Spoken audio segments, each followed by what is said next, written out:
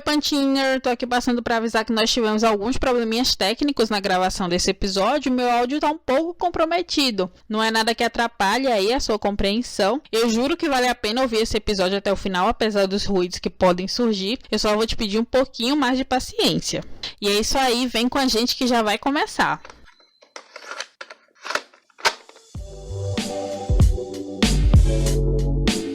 Oi, gente! Chegamos no seu tocador de podcast preferido. E hoje nós vamos bater um papo sobre visibilidade lésbica. Se você não me conhece ainda, eu me chamo Vitória Rezende. E eu sou Júlia Vasconcelos. E bom, o próximo domingo, 29 de agosto, marca o Dia da Visibilidade Lésbica. Essa data foi escolhida lá durante o primeiro Seminário Nacional de Lésbicas, o Senale, que foi realizado em São Paulo em 1996. E desde então, o mês de agosto ficou voltado para debater essas questões. A gente sabe que estão presentes sempre na sociedade, mas que a gente busca reforçar nesse mês. E é isso que a gente vai fazer no episódio de hoje. E para falar sobre esse assunto, nós convidamos a escritora e PhD em História, Dia Nobre, que é natural do Cariri cearense e atualmente reside e trabalha aqui em Petrolina como professora universitária, desenvolvendo projetos ligados à literatura, história, lesbianidades e feminismos. Dia, seja muito bem-vinda ao Deste Pantinho. Muito obrigada, meninas. Eu fico muito feliz de participar do podcast. Eu acho uma iniciativa maravilhosa quando mulheres se mobilizam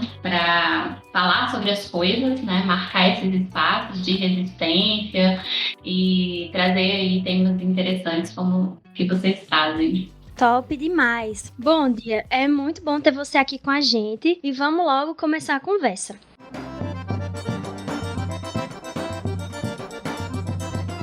Mulheres sertanejas falando sobre tudo quanto é coisa.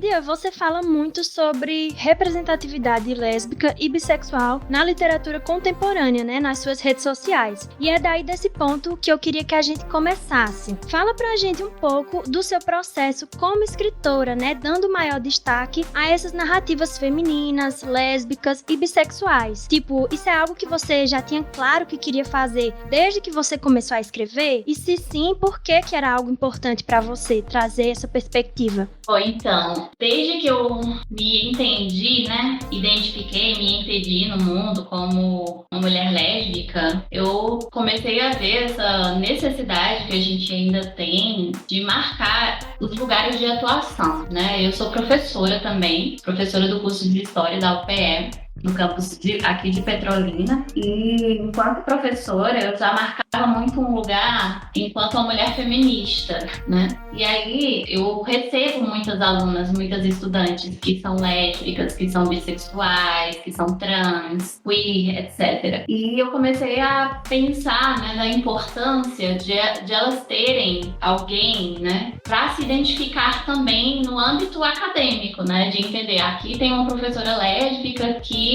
mostra que é possível assumir lugares dentro, por exemplo, das instituições. Então, foi quando eu comecei, inclusive, a me colocar dentro da sala de aula já como uma professora lésbica, né? De marcar esse lugar mesmo de atuação a partir das pesquisas, a partir das discussões feitas em sala, etc. Quando eu comecei a pensar a minha escrita, né, no sentido de publicar, porque eu escrevo há muito tempo, mas no sentido de publicar, isso foi há 2 anos só, então eu sou quase ainda uma autora estreante nesse sentido, porque estou há muito pouco tempo nessa área da literatura. Uma das questões que me incomodavam muito era, primeiro, a falta de referência da literatura produzida por mulheres, e depois, dentro de um recorte, a falta de presença da literatura produzida por mulheres não heterossexuais. Então a gente cresce, pelo menos a minha geração, que é uma geração agora que está aí na faixa dos 30, 35 anos, é uma geração que cresceu sem muitas referências. A gente não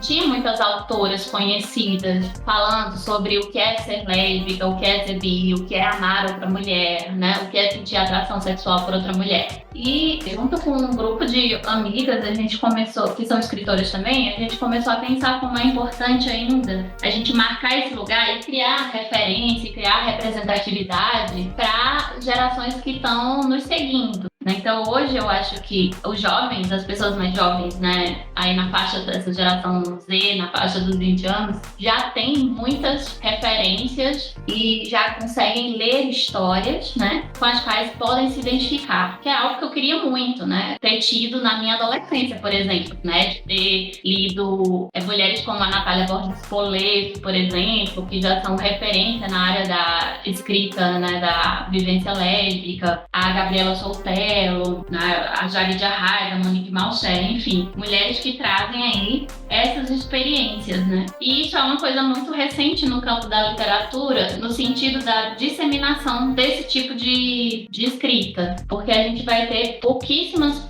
pessoas que ganharam destaque, né, até aí a década de 80, mais ou menos 90, poucas mulheres lésbicas ganham destaque, geralmente elas são muito nos guetos ou nos nichos, e só são conhecidas mesmo em espaços muito restritos. E hoje a gente está produzindo literatura nacional. Acho que esse é o ponto. A minha preocupação de falar sobre representatividade gira muito em torno de realmente criar referência para as meninas, as mulheres do futuro, né? De dizer, olha, a gente lutou por esse espaço, a gente conseguiu chegar aqui e daqui ninguém nos tira mais, né? E vocês estão aí com o caminho aberto para produzirem. Acho que é mais nesse sentido. Nossa, eu acho super interessante essa discussão sobre referências, né? Inclusive, eu tava conversando esses dias com Júlia sobre a minha época de escola, porque você não falava sobre sexualidade, você não falava sobre a sua sexualidade, porque era algo envolto ali em muito tabu. Então, era algo que era motivo de vergonha para algumas pessoas. E aí eu percebo essa mudança de mentalidade com minha irmã mais nova, de 17 anos, que outro dia ela chegou em casa, por exemplo, comentando com o meu padrasto que a fulaninha da escola se assumiu bi. E isso era uma coisa que, assim, pra mim era inimaginável quando eu tinha a mesma idade dela, assim, e tava na escola. Então eu acho que isso parte, assim, essa mudança dessas referências na realidade, né, que ela tem e que eu não tive, né, essas referências, sei lá, na música, nas séries que ela assiste, nos filmes, na literatura, enfim, na própria família, né. Então eu fico pensando muito nessa questão mesmo da referência, né, da representatividade. Não, sim, total. Enquanto o Vic tava falando sobre a irmã dela, né, que tem 17 anos, eu lembrei também do meu primo. Ele também tá nessa idade. E aí um dia ele chegou, um belo dia, me falando sobre não binariedade. E eu fiquei assim, em completo estado de, meu Deus, meu primo de 17 anos, tipo, tá falando disso com toda naturalidade. E eu que já sou mais nova que Vic, na minha época de ensino médio, era assim, era como se fosse gay e lésbica. E mesmo assim, não se falava tanto com naturalidade, né, que nem Vic disse. E é uma coisa que eu fiquei curiosa com o Dia falando, porque ela mencionou várias escritoras que ela tem como referência, né? E eu fiquei pensando, se essas referências você teve durante o seu período de adolescência, quando você estava se descobrindo e tudo mais, ou se foi uma coisa a partir da literatura, depois que você começou a se afirmar enquanto mulher lésbica e tudo mais, que você foi conhecendo essas outras mulheres, essas outras referências. Porque, por exemplo, é uma comparação. No podcast que a gente faz, a gente sempre reafirma a questão de sermos mulheres nordestinas, mas foi só depois de fazer o podcast que a gente conheceu muitas outras mulheres nordestinas. E aí eu fiquei pensando, como foi essa questão pra você? Se na sua adolescência você já tinha essas referências? Não, de jeito nenhum. Então, o que eu falei foi justamente isso, né? Eu não tinha essas referências, eu não tinha essas leituras, e foi algo que eu só vim conhecer mais recentemente, de uns 3 anos pra cá, entrando em contato com as escritoras que estão produzindo ainda, que estavam produzindo ainda nesses nichos, né? Então, pra você ter uma ideia, algo que eu lia muito, né? Então, como leitora, eu sou uma leitora muito precoce, eu comecei a ler muito cedo, mas tive contato com a obra da Isabel Allende, da Clarice Lispector, da Agatha Christie, enfim, de uma infinidade de autoras que não traziam, né? Ou se traziam de uma forma tão sutil que não dava nem pra perceber. E aí eu só tive contato com uma escritora, que foi a Ana Cristina César, que é uma escritora, inclusive, que no meu primeiro livro, Dos Meus Humores, eu cito bastante, eu dediquei o livro a ela, porque foi a primeira escritora fora do padrão heterossexual que eu tive contato. contato. Ela era bissexual e ela tem um livro chamado A Teus Pés, que foi o livro que eu li quando eu tinha uns 15 anos, 14 para 15 anos. E eu fiquei chocada, né, com o livro e foi o meu livro de cabeceira durante muito tempo, ao ponto, assim, de eu saber poemas decorados, né? Então eu recitava os poemas decorados, os textos, né? Tinha muita coisa dela que eu sabia de cabeça, de tanto que eu li. Mas era única. E ela teve uma produção muito curta, porque ela cometeu suicídio. Então, já muito afetada também por essas questões, né? Então, ela é uma autora da década de 70, onde você tem uma produção muito né, de mulheres que estão fora do padrão heteronormativo. A gente vai ter a Ana Cristina César, aí tem a Fátima Mesquita, que é uma escritora também que quase ninguém conhece, e tem a Cassandra Rios, que é uma escritora que pouca gente conhece também, apesar de ter sido em algum momento ali uma escritora best-seller. Ela produziu mais de 38 livros falando sobre a experiência lésbica. Durante o período da ditadura, o primeiro livro dela ela publicou aos 16 anos, chamava A Volúpia do Pecado, e todos os livros dela falam sobre relações lésbicas, e ela é conhecida como a autora mais censurada pela ditadura militar. Só que ela não chega pra gente, e ainda mais aqui no Nordeste, né? Você falou dessa questão da identidade nordestina. Existe uma coisa sobre a identidade nordestina também, que é uma construção, obviamente, mas que é muito forte, que tem a ver com essas relações, né, que a gente desenvolve entre homens e mulheres, muito voltadas para a figura do homem que é macho e dessa mulher que é uma forte, resiliente, né? E que meio que isso reforça um padrão heteronormativo muito grande. Então, a produção, por exemplo, que fala sobre relações fora desse padrão no Nordeste ainda sofre muito. Então, hoje já tem algumas autoras, né, nordestinas que publicam, e aí eu posso citar algumas.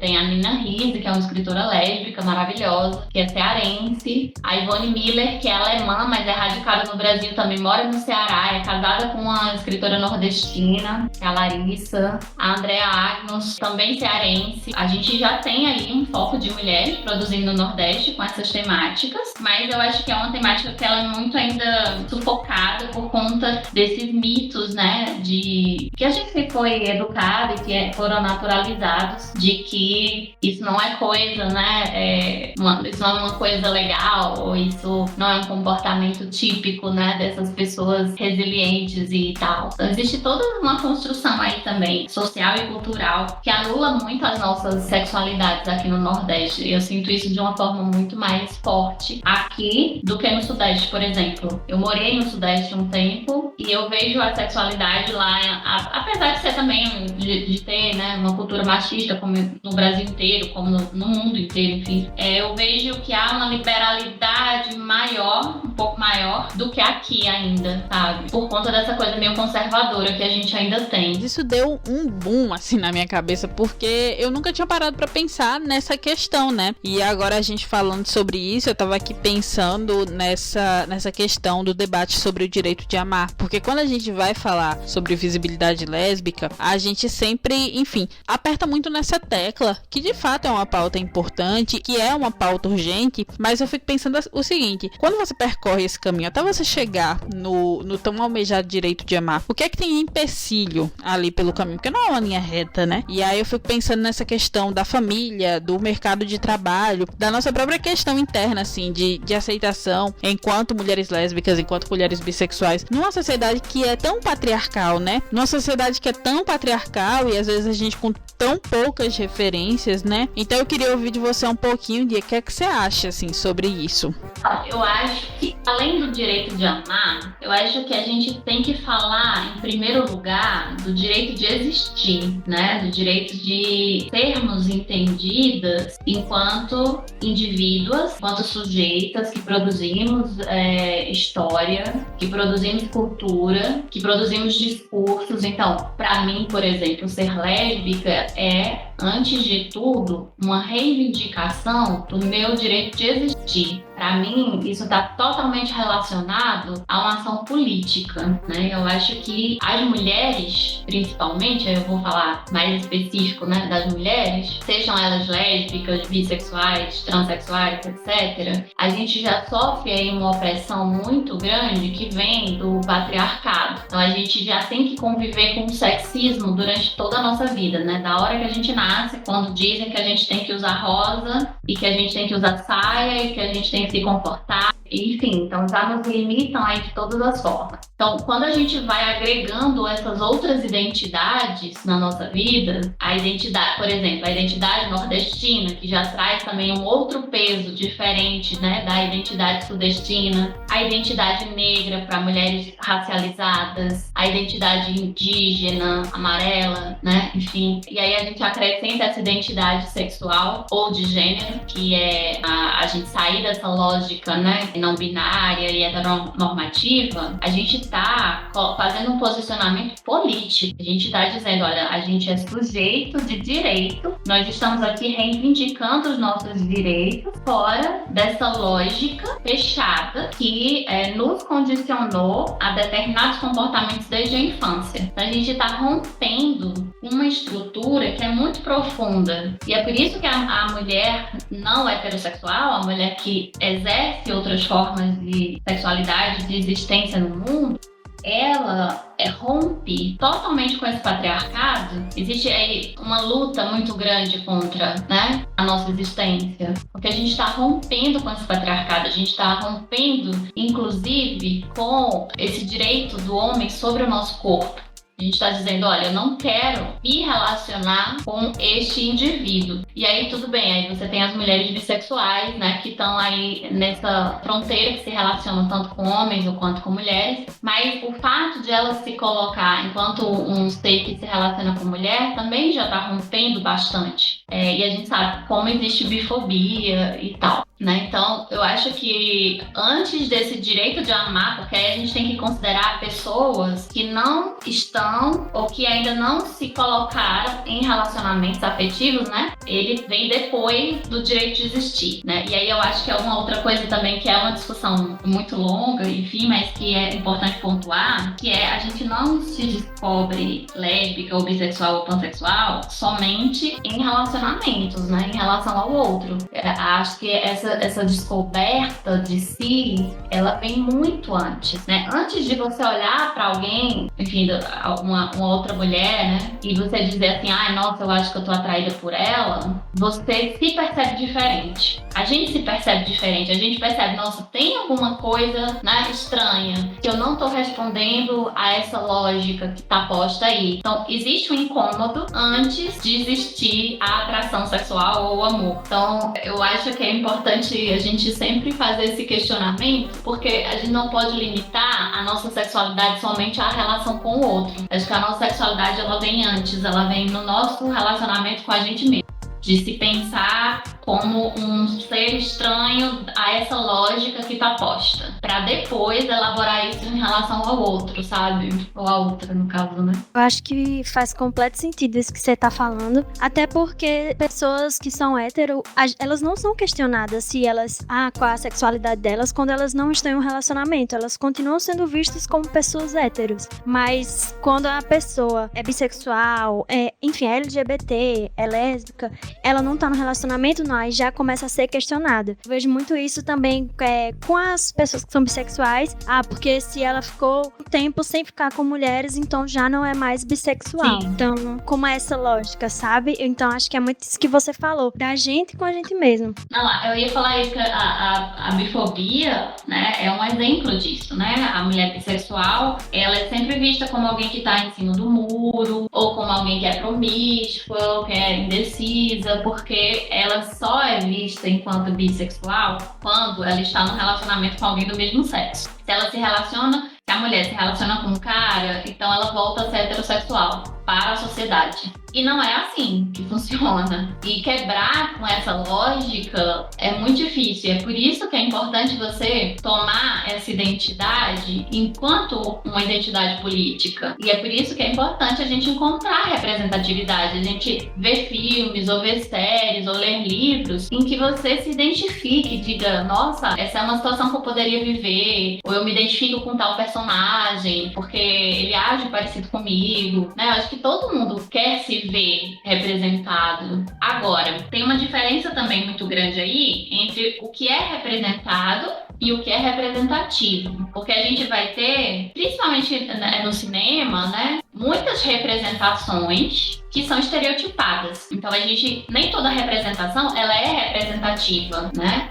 Por exemplo, quando tem filmes ou séries em que você tem duas lésbicas reproduzindo um relacionamento heterossexual, onde uma, ela é tipo a dominante, ela se veste muito masculina, ou ela imita comportamentos masculinos, e aí a outra é mais passiva, a outra ela tá nessa coisa de submissão. Isso aí é o relacionamento atual. Como tá posto esse lugar onde o homem domina e a mulher obedece. Isso é muito presente dentro da lógica heterossexual. E eu não gosto, por exemplo, eu não me sinto representada quando eu vejo casais lésbicos sendo colocados dessa forma. Porque eu vejo dentro da relação lésbica uma questão de equidade mesmo. E eu não tô falando de forma de se vestir, nem de se colocar, de se portar. Eu tô falando realmente de reprodução de comportamento, que é diferente. Então, tem muita representação que não é representativa. E é por isso que a gente tem que ter muito cuidado com o que a gente consome também. Completamente. Eu acho também que isso tem muita influência no audiovisual, falando especificamente, porque muitas dessas obras não são roteirizadas, dirigidas, enfim, a equipe que tá por trás muitas vezes não tem mulheres lésbicas, né? Mulheres LGBT. São muito heteronormativas, então elas vão seguir essa estrutura. Eu lembro até daquele filme, Azul é a Cor Mais Quente, que, enfim, muitas pessoas achavam que era legal, mas se a gente for ver, é um filme que reproduz muita coisa errada, né? Que fetichiza as mulheres lésbicas, tem um conteúdo completamente explícito e sexualizado e coloca as mulheres nessa posição, né? E ele não é um filme que ele tem uma direção de mulher lésbica. Então, a importância de não só elas serem representadas nas câmeras, mas por trás delas também, né?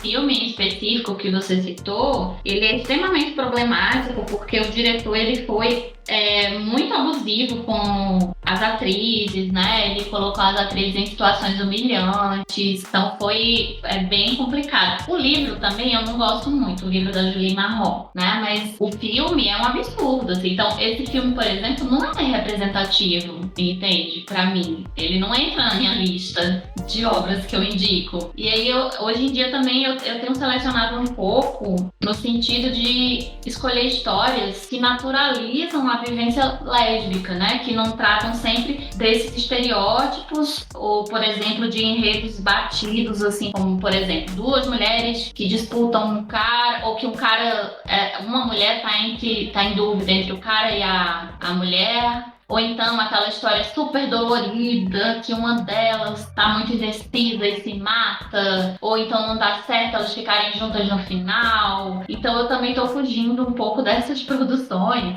porque essa coisa também de colocar o amor da lésbica como o amor impossível, o amor sofrido, o amor doloroso, eu acho que é um pouco um sadismo meio recreativo, sabe? De estar sempre dizendo que pra essa mulher vai ser difícil, né? Ser lésbica é difícil. E isso é algo que eu também tenho evitado, sabe? Eu tenho procurado obras que naturalizem, sabe? Naturalizem as histórias, que o fato delas serem lésbicas não é o foco da história.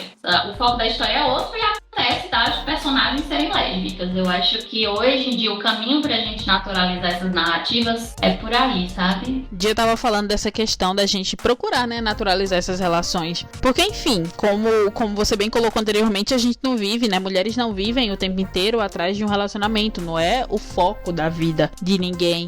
Então, eu lembrei aqui, né, de uma série que Júlia até colocou aqui no nosso roteiro, Atypical, que, enfim, é uma série que eu gosto muito, porque é uma série de adolescente com problema de adolescente, famílias que têm conflitos que existem em famílias e, enfim, personagens que você gosta muito no momento, que você odeia em outros, porque são personagens ali extremamente humanos vivendo a vida. E aí tem duas personagens, né, que num dado momento ali da série se apaixonam. E aí é um momento assim que uma delas se dá conta do tipo, meu Deus, tô apaixonada pela minha melhor amiga. E agora? E agora que a série não trata isso de uma maneira extraordinária ou cheia de drama, sabe? Com sofrimento, assim. Trata de uma maneira muito natural ali, vai mostrando como o relacionamento vai amadurecendo, vai ganhando forma. Como tem que ser, né? Livre de drama, livre de sofrimento mesmo. Que é uma coisa que, inclusive, já virou até chacota na internet, né? De você para pra assistir um filme que tem duas lésbicas e você fica, tá, porque você sabe que uma delas não vai chegar com vida até o final, né? E aí você já vai assistir pensando, tá certo, por quem é que eu vou sofrer hoje? Porque o casal, ele não vai até o final. Alguém vai morrer. E aí é muito massa, assim, quando você encontra narrativas e referências que realmente naturalizem essas relações. Eu fiquei com a raiva, assim, de um filme que eu vi na Netflix, se chama em inglês I Don't Care. Eu não sei como tá em português. Mas que são duas mulheres que elas são trambiqueiras. Elas são um casal e elas são trambiqueiras e vão dar um golpe. E elas dão um golpe nas velhinhas, assim, sabe? E eu amei o filme até, sei lá, 1 minuto antes do final. Porque aí... Ai, gente, eu nem quero dar spoiler, mas assim, dá muita raiva o final. Que não tinha necessidade. Ele podia ter acabado ali até 1 minuto antes dali do final. Então, é isso, né? Quando você pensa que você tá vendo uma produção massa que... finalmente, uma produção que o problema não tá no fato delas serem lésbicas, elas são duas trambiqueiras que estão lá aplicando golpe. E aí chega naquele final desgraçado, assim, eu fiquei com muita raiva. Não sei se vocês viram esse filme. Era justamente esse filme que eu ia falar. Porque justamente isso, eu gostei justamente porque era, assim, um gênero completamente diferente, sabe? Não era sobre o romance em si. Era sobre a ação, o suspense, tem até aquela parte meio de humor mesmo. Só que aí chega no final, aí você fica, não é possível, gente. Não é possível que eu não possa ter um dia de tranquilidade. 1 minuto de paz. Fica aqui o apelo à Netflix. Não. Filme, pelo amor de Deus, façam mais filmes com lésbicas trambiqueiras. Não, e tipo, isso, né, de cuidado também nesses finais, assim, porque eu fiquei com muita raiva, assim, desse final, assim, me senti completamente enganada. Foi triste.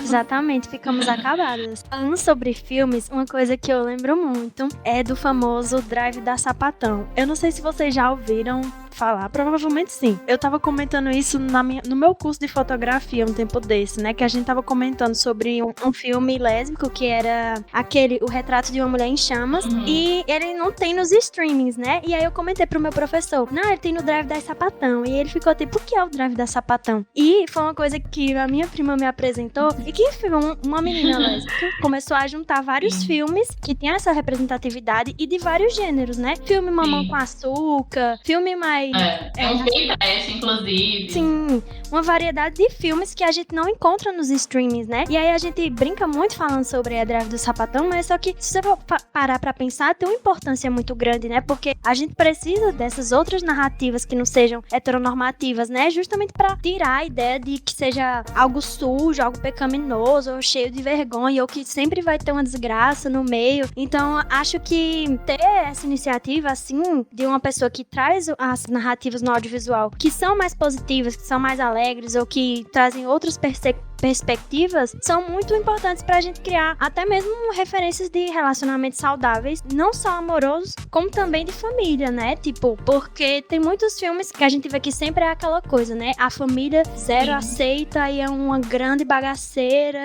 é um sofrimento sem fim, não sei o quê. E às vezes tem um filme que mostra lá, tipo, a pessoa, os pais sabem que ela é lésbica e, tipo, não é uma grande parte do filme, essa parte da aceitação, de sair do armário e tal. Porque sim, é um processo que acontece, mas que já existem muitas narrativas assim, que a gente precisa de novas narrativas, né? Eu até vi um vídeo da Alô e Ponto falando, eu já vi muito disso, do sair do armário, eu já quero o que vem depois, sabe? Porque existem outras coisas pra contar. Sim, justamente, né? Tem muitas outras coisas. E eu acho que é isso, a gente realmente começar a lutar por esses espaços e construir essas narrativas, porque Se a gente não construir, ninguém vai construir, entendeu? Então é a gente que tem que construir. Quem é lésbica, quem é bi, quem é pan, né? Inclusive até porque você vai ter essas sexualidades apagadas, né? A sapatão do Drive, ela faz mais pelo Brasil do que a ministra Damares. Se a Polícia Federal estiver ouvindo a gente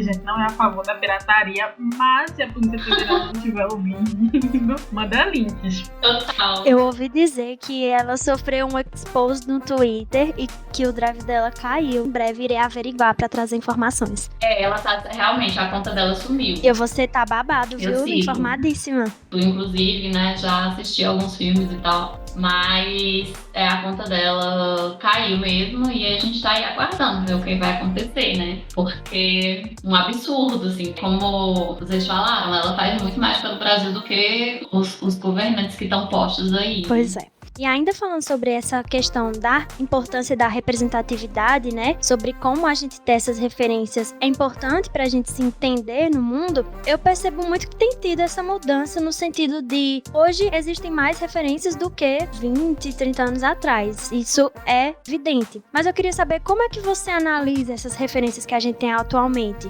Primeiro, elas são fortes, elas são diversas e você acha que elas chegam nas pessoas? Principalmente nas adolescentes que estão nesse processo de descobrimento e tudo mais. Você acha que elas estão chegando nelas? Ah, sim, total. Eu acho que hoje a gente já vê um movimento mesmo de espaços, marcação de espaços, né? E já tá bem disseminado e que a gente consegue já expandir isso para um nível muito maior do que era até há 5 anos atrás. Então hoje a gente tem, por exemplo, plataformas que agregam não só a literatura lésbica, mas também a produção, né, vamos dizer, fora, né, dessa norma como um todo. Então a gente tem, por exemplo, algumas iniciativas como o Clube Lésbicos, que é um clube que foi criado por 2 meninas de São Paulo, a Sol Guiné e a Lídia Ibizo, e que o objetivo é fazer grupos de leituras de obras lésbicas. Então, um clube que ele já está espalhado pelo Brasil inteiro. Eu tentei trazer aqui para Petrolina, agora foi um pouquinho antes da pandemia, então veio a pandemia e meio que estragou tudo. Mas eu quero ver se eu trago futuramente. Inclusive, eu não sei se vocês sabem, mas eu também apresento um podcast que é o Elas na Escrita. E aí a gente vai gravar na quinta-feira a gente vai gravar com a Sol Guiné, que é uma das idealizadoras do Clube Lésbicos. E faz esse trabalho mesmo de impulsionamento, de divulgação da literatura, não só da literatura, mas das artes em geral, né, de mulheres lésbicas ou sáficas, digamos assim. Tem outra iniciativa muito importante que é o Lésbicas que Pesquisam, que é um site, você pode botar no Google mesmo, Lésbicas que Pesquisam, que é um site que ele faz tipo um mapeamento das mulheres pesquisadoras do Brasil que são lésbicas ou sáficas, né? Então, a gente tem um banco de dados da produção dessas mulheres. A Nuvem Sapatão também, que é uma outra plataforma, tem o site e tem o Instagram delas. Essas todas, na verdade, têm Instagram. Que a Nuvem Sapatão também agrega trabalhos que trazem, né, essas sexualidades em pauta. Então, eles têm um banco lá de artigos e de teses, dissertações, muito material assim de qualidade, de gente que está pesquisando sobre lesbianidade, que estuda isso, que estuda relações entre mulheres e que estuda até campos mais específicos que, por exemplo, interseccionam a questão da raça com a questão da sexualidade também, que acho que é uma coisa importante de falar, né? Que as mulheres brancas, elas foram muito apagadas, as mulheres negras, elas praticamente não existiam, né? E hoje a gente tem muitas mulheres negras lésbicas produzindo também. Então, mais pra frente eu posso citar algumas referências, assim, pra vocês seguirem e acompanharem o trabalho, que são umas meninas jovens, assim, que estão produzindo muita coisa massa. Então, acho que essas 3 plataformas, elas são muito significativas. Existe também uma feira literária, que é a FLesbi, que é tipo um encontro literário que acontece anualmente, que reúne pessoas que estão produzindo no campo da literatura obras que o foco não é exatamente a vivência lésbica, mas as lésbicas são protagonistas e são personagens e tal. Então tem sim, hoje já se expandiu bastante, quem tá ligado no Instagram principalmente, assim, e no Twitter,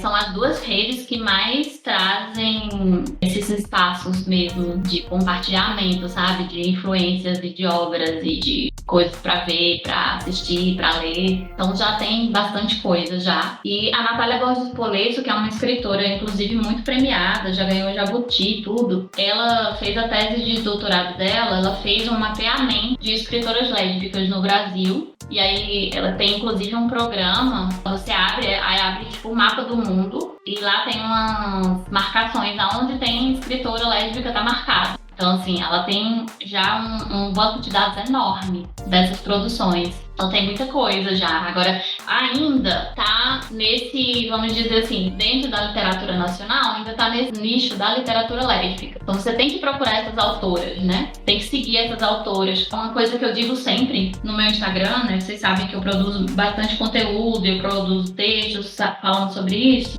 É algo que eu sempre digo, a melhor forma de a gente fortalecer esse trabalho é a gente apoiar essas mulheres. Então, apoiar, divulgar o trabalho, né? Se não pode comprar, mas divulga, faz post, manda pros amigos. Se puder comprar, compra. Então, tem muita... A seção, por exemplo, de Young Adult, voltado para essas sexualidades dissidentes, na Amazon, é enorme, tem muita coisa, assim, muita coisa mesmo, publicada no Kindle Unlimited, por exemplo, no Wattpad, em plataformas em que você consegue ler de graça ou pagando, sei lá, preços simbólicos, R$1,99. Então tem muita coisa. Agora tem que procurar, né? É isso, a gente ainda não tá, vamos dizer assim, a gente não tá na Globo ainda, não tá na TV aberta, a gente tá ali ainda desses nichos, mas tem muita gente já, eu acho que isso já está ganhando muita visibilidade. Inclusive, vou até citar o Mix Literário, que é um prêmio nacional que é feito todo ano pelo Festival Mix Literário de São Paulo, que premia obras originais e obras já publicadas de autoras ou autores, né, LGBTQIA+, todos os anos. Ano passado eu fui finalista de um dos prêmios, o Prêmio Caio Fernando de Abreu, com esse meu segundo livro, que é O No Útero Não Existe Gravidade. Né? Então, assim, você tem um prêmio específico para pessoas LGBTQIA+. Isso é muito importante, sobre sabe? Isso que eu queria falar, né? Um pouquinho sobre esses 2 últimos livros que você lançou, né? Todos os Meus Humores, e agora mais recentemente No Útero Não Existe Gravidade, né? E eu queria que você falasse um pouquinho pra gente sobre o seu processo criativo, né? E de que maneira essas questões aí que você vem estudando e se dedicando já na academia sobre feminismos e lesbianidades, como é que isso está presente na sua obra, né? Então, o Todos os Meus Humores, ele é um livro de poesia, prosa poética, né? E é um livro que, na primeira parte dele, fala sobre relacionamento. Então tem textos mais voltados a essa vivência e a essa afetividade, né? Já o No Útero, o foco do livro é outro. Então o livro ele trata sobre uma menina que foi abandonada pela mãe, então o foco dele é mais essas relações entre mães e filhas, embora tenha 2 textos em que você tem essa noção da sexualidade da personagem, da protagonista. E aí dentro disso, né, eu nunca me preocupei em escrever, estou escrevendo um texto lésbico. Os textos, eles vêm de forma naturais, assim. Então, com relação a Todos os Meus Humores, ele é meio que uma coletânea de textos que eu produzi ao longo de alguns anos e que eu reuni no livro, né? Então você tem prosas poéticas e poemas de quando eu tinha 20 anos e mais recentes. Então, uns textos aí que eu produzi ao longo de 10, 12 anos mais ou menos. Já o No Útero eu produzi todo ano passado e quando eu comecei a escrever foi realmente pensando nessa protagonista que vive esse abandono materno. Então não tem a ver muito com a sexualidade dela, tem a ver com outras questões que geram outros traumas, etc. Mas eu tenho textos que são específicos, né, da vivência lésbica. Eu vou destacar 2 coletâneas. Uma delas é a coletânea Visíveis, que foi publicada ano passado pela editora Filipa. É uma coletânea, inclusive, que está disponível gratuitamente para ser baixada na internet. Você pode baixar tanto no site da editora Filipa como no meu próprio site, que é o www.dianobre.com. Tem lá, você consegue baixar. Então, lá tem mais ou menos umas 60 autoras LGBT, e tem uma coletânea que foi lançada esse ano, esse mês, inclusive, mês de julho, que se chama Antes que eu me esqueça. Ela foi lançada pela editora Quintal, que é uma editora que só publica mulheres, e é uma antologia com 50 autoras lésbicas e bissexuais e sáficas de modo geral. Tem autoras também trans, tem autoras trans, tem autoras pansexuais também. E aí, de cara, você já tem aí 100 mulheres, né? Nessas duas antologias. Minha gente, eu amo que Dia já fez, assim, um super balaio. Já deixou várias indicações aqui pra gente, né? E se essa é a sua primeira vez aqui, o balaio é um quadro onde a gente deixa indicações relacionadas ou não ao tema do episódio, né? Mas antes de partir pro balaio, de fato, eu quero te parabenizar, Dia, pelos seus livros. Eu tô lendo No Útero Não Existe Gravidade. Terminei de ler Todos os Meus Humores. E foi um livro, assim, que eu gostei muitíssimo, e eu fico muito feliz, assim, de saber que a gente tem mulheres aqui no sertão de São Francisco, né, produzindo um trabalho de qualidade, abordando temas tão pertinentes, né, e levando essa produção aqui do sertão de São Francisco para outros cantos do Brasil. Então eu quero te parabenizar, os livros estão maravilhosos, eu tô gostando muito. Obrigada. E é isso, né, vamos pro balaio, vamos para as nossas indicações.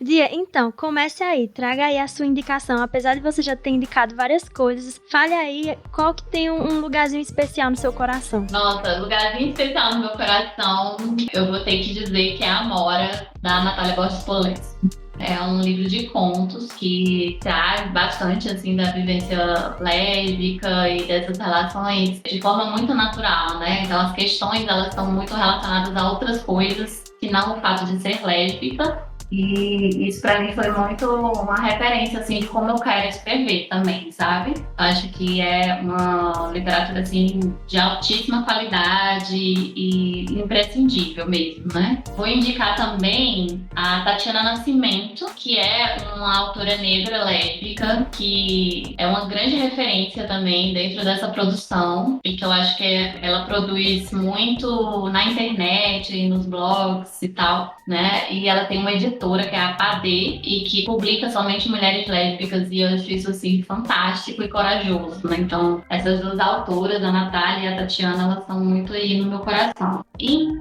termos de poesia, eu vou indicar o Néctar 44, da Aline Miranda, que é uma escritora paulista que tem, assim, uma poética muito sensível, muito bonita também. Então, é outro livro que eu gosto bastante, que eu sempre releio, sempre pego. Tem o Ninguém Vai Lembrar de Mim, também, da Gabriela Soltello, que foi minha preparadora de texto, inclusive, com esse último livro meu. Ela é fantástica. E a Thalita Coelho, com Desmemória, que é outro exemplo, eu acho, também de uma literatura que traz protagonistas lésbicas, mas que não está muito interessada em discutir isso de forma complicada. Coloca as coisas de forma bem mais natural, e o fato delas serem lésbicas é um detalhe da narrativa, sabe?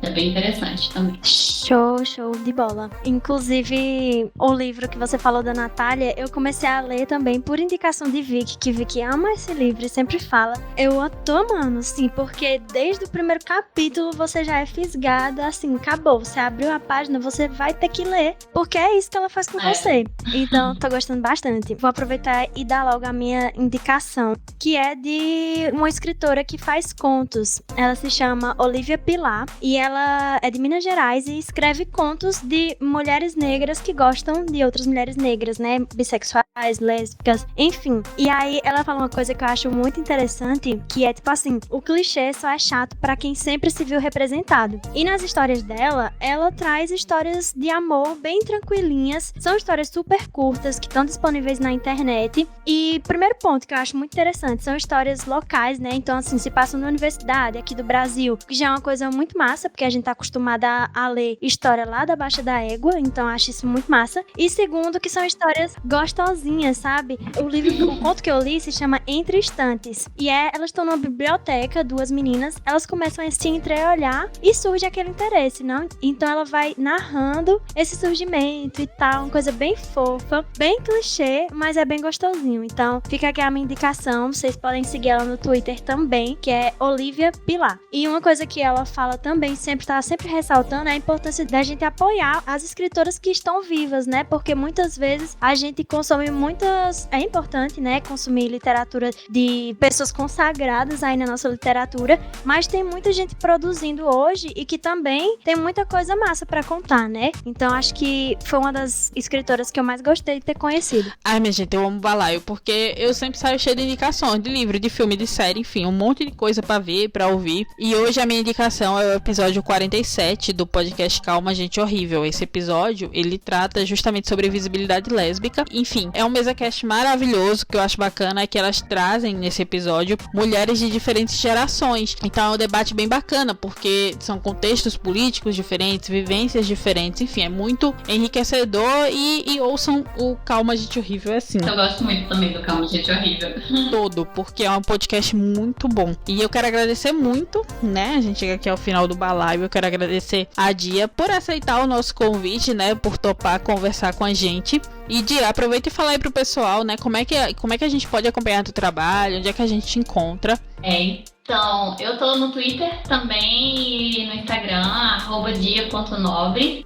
No Twitter é @dianobre_. E tem um site, no site você encontra tudo que eu produzi, que eu escrevi, os textos. Eu tenho um blog também, que chama Diário Não Cotidiano de uma Borderline, que é aí onde eu abordo mais questões relacionadas à saúde mental, né? A ideia do transtorno mental e do fato de ser uma mulher borderline. E eu tô bastante no Instagram, né? Assim, é o meu lugar realmente de atuação maior e onde eu divulgo tudo que eu faço. Então, basicamente é isso. Também na bio do meu Instagram tem os links pra tudo, assim, pra achar meus livros, né? Então, realmente o Instagram é o melhor caminho, digamos assim. Pra quem não tem Instagram, é o site, é www.dianobre.com. E é isso.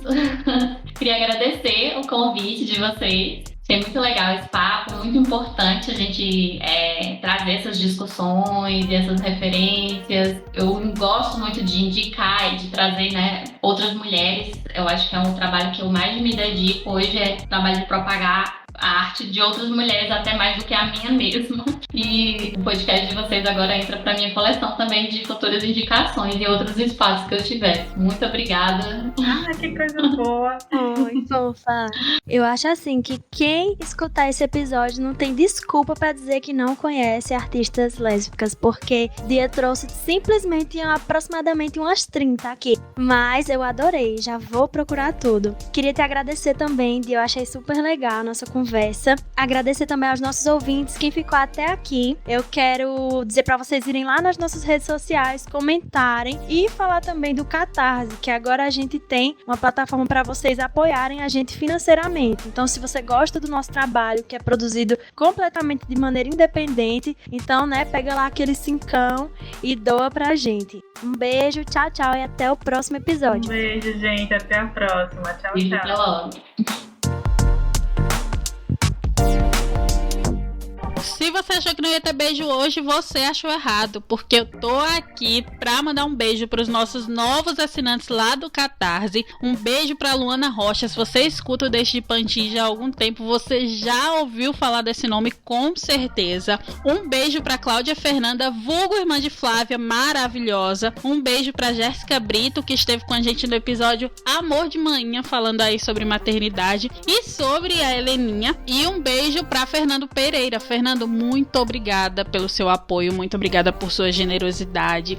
Você é tudo pra gente. Inclusive, minha gente, eu quero estender o meu beijo pra todas essas pessoas que Vika acabou de dizer, porque eu sou enxerida e porque são todas maravilhosas, então não tem condição, sabe? Mas eu também tenho beijos para pessoinhas especiais, né? Hoje eu quero deixar um beijo pra Vanessa Gonzaga. Pra quem não sabe, além de produzir o Deixe de Pantin, eu também estagio no jornal Brasil de Fato Pernambuco, então a gente convive aí há mais de 1 ano e eu fico muito feliz de você estar apoiando o nosso projeto, então eu quero deixar aqui meu muito obrigada. Também quero mandar um beijo pra Bárbara Gama e pra Gabriela Miranda. Olha, vocês duas são simplesmente maravilhosas e estão sempre comentando os episódios com a gente, desde os primórdios vocês estão acompanhando, então muito obrigada por agora vocês estarem também assinando o nosso Deixinho. Beijão!